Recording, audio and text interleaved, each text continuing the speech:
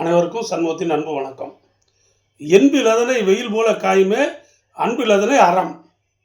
இந்த பாருங்க, அறம் என்பது அன்பு என்பது அறமானது. அறத்தின் பால் பட்டது அன்பு. அன்பு தான் தலை சிறந்தது. அந்த அன்பு இல்லைன்னு வச்சுங்க, அறக்கடவுளே தண்டிக்கும். அதுதான் சொல்றார். இதான் ஆன்மீகங்கிறது. திருவள்ளுவர் ஆன்மீகத்தை தான் பாடியிருக்கிறார் என்று சொல்வதற்கு முக்கிய காரணமே இம்மாதிரியான கருத்துக்கள் தான். என்பில் அதனை வெயில் போல காயுமே. எலும்பு இல்லைன்னு வச்சுங்க, அந்த வெயிலில் அந்த புழு, அதுக்கு எலும்பு கிடையாது. அது அந்த வெயிலில் எப்படி துடிக்கும், என்ன பாடுபடும், எவ்வளவு துன்பப்படும், கற்பனை செய்து பாருங்க. எவ்வளோ ஜீவகாருண்யத்தை வள்ளலார் பாடிய நாடு இது. அந்த புழு வெயிலில் எப்படி துடிக்குமோ அப்படி துடிக்க வைக்குமா அன்பில்லாதவர்கள். அன்பில்லாதவர்களுடைய வாழ்க்கை அவ்வளவு சிரமத்திற்குள்ளாகும். அறக்கடவுள் தண்டிப்பார். அன்பில் அதனை அறம்.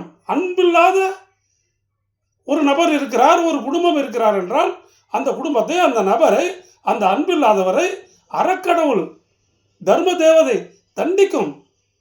அன்பு தாங்க முக்கியம். லவ் இஸ் காட்னா, God is love, love is God.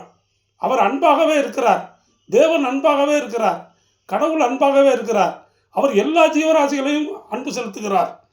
அவர் அன்பால் எல்லாவற்றையும் அரவணைக்கிறார். அப்போது அவர் எதிர்பார்க்கிறது என்னன்னா, மனிதர்களும் ஒருவருக்கு ஒருவர் அன்பை பரிமாறிக்கொள்ள வேண்டும். அன்பினால் ஒருவர் அரவணைத்துக் கொள்ள வேண்டும். அன்பினால் ஒருவருக்கு ஒருவர் உதவி செய்து கொள்ள வேண்டும். இதுதாங்க வாழ்க்கையினுடைய மிகப்பெரிய தத்துவமே. இல்லறத்தின் மிகப்பெரிய தத்துவமும் அதான். இல்லறத்தில் பல பேர் கூடியிருக்கிறோம்னா அன்பினால் தான் எல்லா காரியங்களும் நடைபெறுகிறது. தாய், தகப்பன், தாத்தா, பாட்டி, குழந்தைகள் எல்லாம் அன்பினால் கட்டுண்டு தான் எல்லா காரியங்களையும் செய்கிறோம். அன்பில் அதனை அறம். அன்பு இல்லைன்னு வச்சுங்க, அறக்கடவுள் தண்டிப்பார் என்று யார் சொல்றா? நான் சொல்லலை, வள்ளுவர் சொல்லுகிறார். மிகப்பெரிய சித்தர், மிகப்பெரிய ஞானி, தமிழ் முனி. 2000 ஆண்டுகளுக்கு முன்பே அந்த கருத்தை அவர் வலியுறுத்தி கூறுகிறார். அன்பாக இருக்க வேண்டும். எல்லா ஜீவராசிகளின் பேரிலும் அன்பாக இருக்க வேண்டும். அதுதான் இந்த திருக்குறளுடைய மிகப்பெரிய மைய கருத்து. அன்பு இல்லை என்றால் பல வகையிலும் துன்பங்கள் ஏற்படும். அறக்கடவுள் தண்டிப்பார். என்பில் அதனை வெயில் போல காயுமே, அன்பில் அதனை அறம். ரொம்ப உன்னதமான குரலுங்க.